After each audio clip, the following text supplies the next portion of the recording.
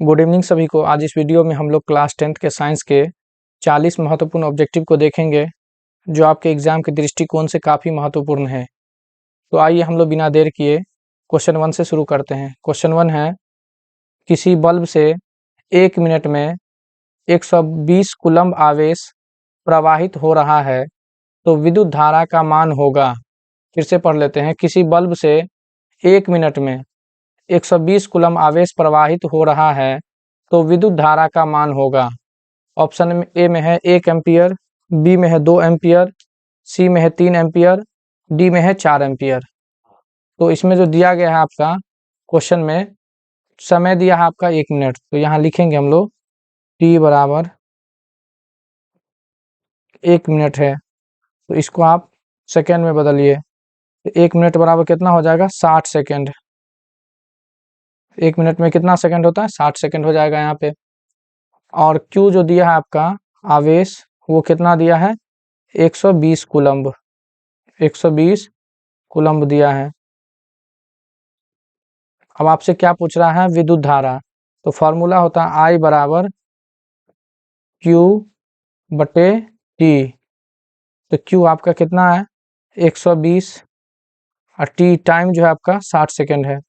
तो इसको जब सॉल्व करेंगे तो ये कितना आ जाएगा, 2 एम्पियर। आपका आ जाएगा 2 एम्पियर। तो इस तरह से ऑप्शन नंबर बी आपका जो है सही जवाब होगा। अगले क्वेश्चन पे चलते हैं। अगला क्वेश्चन है, स्पेक्ट्रम प्राप्त करने के लिए किसका उपयोग होता है। स्पेक्ट्रम प्राप्त करने के लिए किसका उपयोग होता है।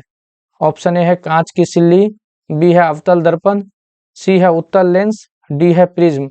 तो स्पेक्ट्रम प्राप्त करने के लिए हम लोग प्रिज्म का इस्तेमाल करते हैं। ऑप्शन नंबर डी आपका सही जवाब होगा। नेक्स्ट क्वेश्चन है, प्रतिरोध का एसआई मात्रक क्या है। प्रतिरोध का एसआई मात्रक क्या है। ऑप्शन ए में है जूल, बी में है वोल्ट, सी में है ओम, डी में है एम्पियर।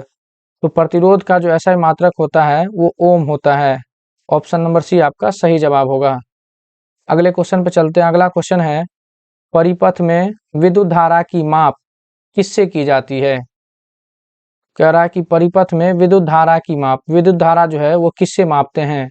ऑप्शन ए है वोल्ट मीटर, बी है एमीटर, सी है गैल्वेनोमीटर, डी है इनमें से कोई नहीं। तो विद्युत धारा की माप जो हम लोग एमीटर से करते हैं। ऑप्शन नंबर बी आपका सही जवाब होगा। नेक्स्ट क्वेश्चन पे चलते हैं। नेक्स्ट क्वेश्चन है, किस उपकरण में धन और ऋण का चिन्ह नहीं होता है। किस उपकरण में धन और ऋण का चिन्ह नहीं होता है।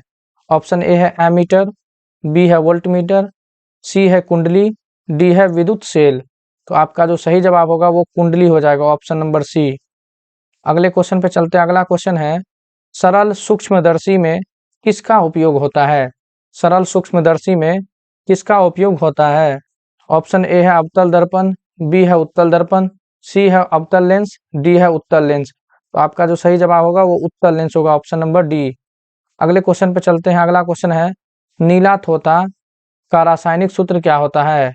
नीला थोता का रासायनिक सूत्र क्या होता है।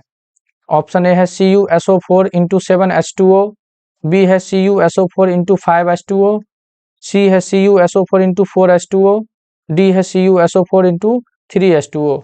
तो नीला थोता जिसका नाम तूतिया भी है, उसका जो सूत्र होता है CuSO4 into 5H2O। Option number B. Next question पे चलते हैं। नेक्स्ट क्वेश्चन है, निम्नलिखित में कौन लवण है। निम्नलिखित में कौन लवण है। ऑप्शन ए है HCl, बी है NaOH, सी है K2SO4, डी है NH4OH।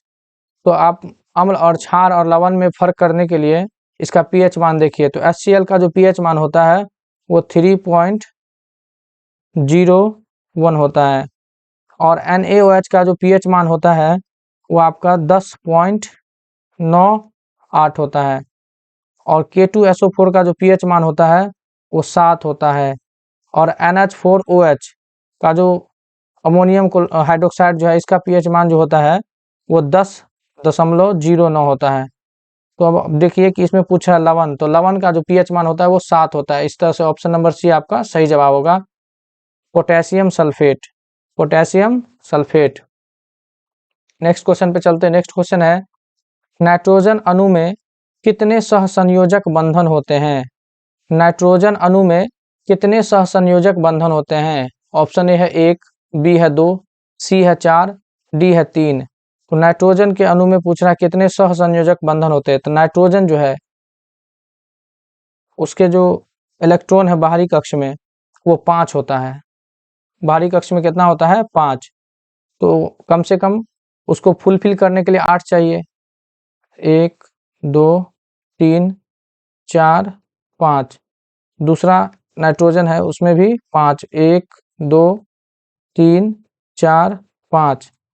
तो ये इसके पास 5 है तो ये 3 से लेगा, 3 इससे लेगा, तो इसका जो है 8 हो गया। इसके पास भी 5 है तो ये भी इससे 3 ले लेगा, तो इसका भी कितना हो जाएगा? 8 हो जाएगा।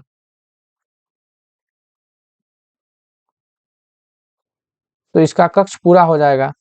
तो एक इलेक्ट्रॉन इसका, एक इलेक्ट्रॉन इसका, एक बॉन्ड इसका, एक बॉन्ड इसका, एक बॉन्ड, तो कितना सहसंयोजक बंधन हुआ? 3। तो ऑप्शन नंबर डी आपका सही जवाब होगा। नेक्स्ट क्वेश्चन पे चलते हैं। नेक्स्ट क्वेश्चन है साधारण नमक का रासायनिक सूत्र क्या है? साधारण नमक का जो रासायनिक सूत्र होता है वो NaCl, option number D NaCl, sodium chloride. Next question पे चलते हैं। नेक्स्ट क्वेश्चन है वन संपदा का एक उदाहरण है। वन संपदा का एक उदाहरण जो है वो आपका लकड़ी है, option number B. Next question पे चलते हैं। नेक्स्ट क्वेश्चन है चीनी का रासायनिक सूत्र क्या होता है? चीनी का रासायनिक सूत्र क्या होता है? तो चीनी का जो रासायनिक सूत्र होता है C12H22O11, ऑप्शन नंबर सी आपका सही जवाब होगा। नेक्स्ट क्वेश्चन पे चलते हैं।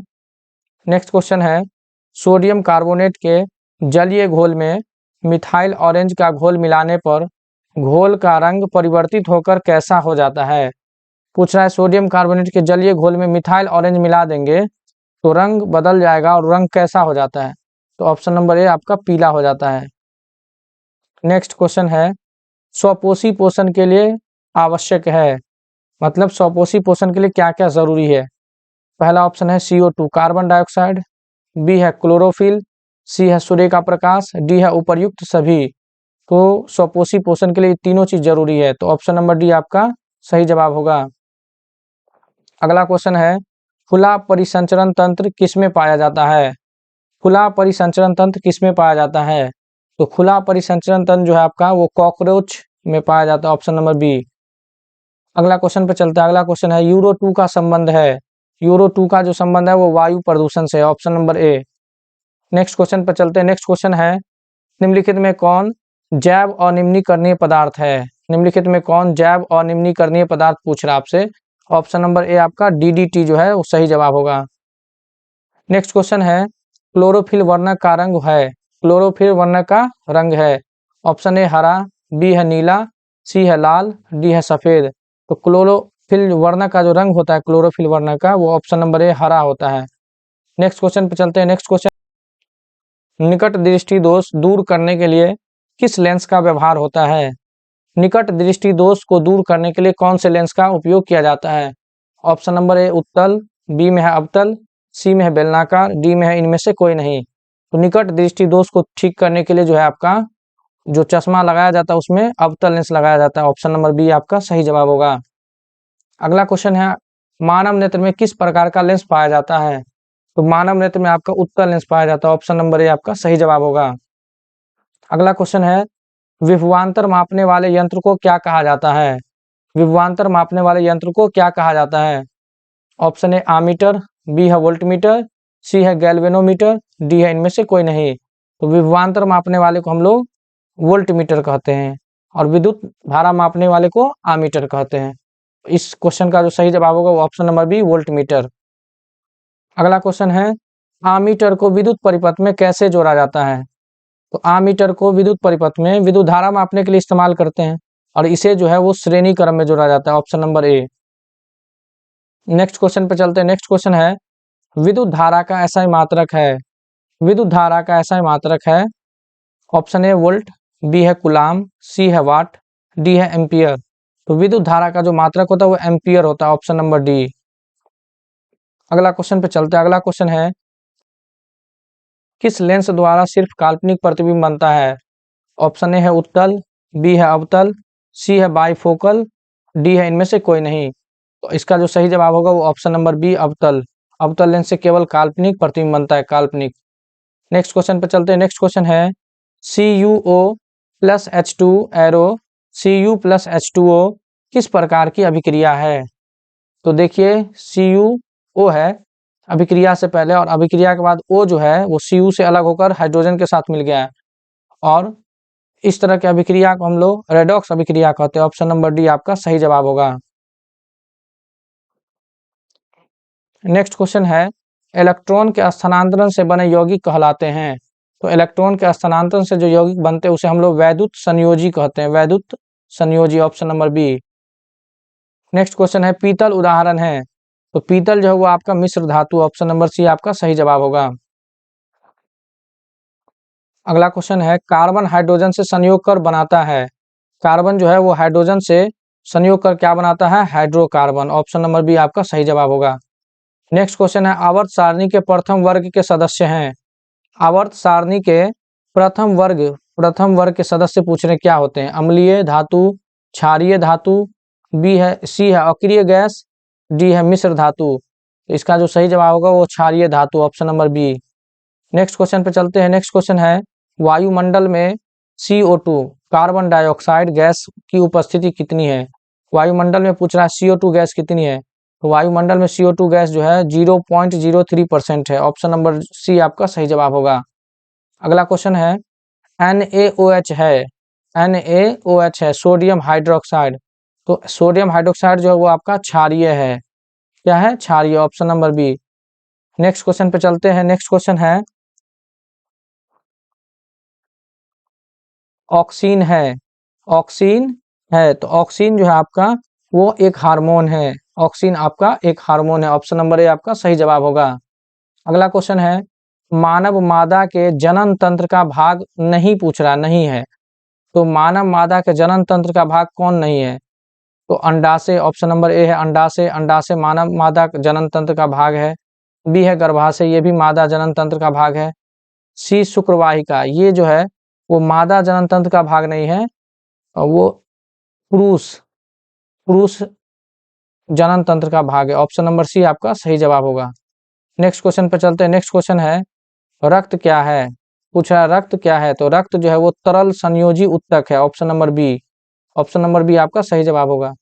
अगला क्वेश्चन है कवक में, कवक जो होता है वो कवक में पोषण की कौन सी विधि है? तो कवक में जो है आपका वो मृत जीवी पोषण होता है, मृत जीवी, ऑप्शन नंबर बी आपका सही जवाब होगा।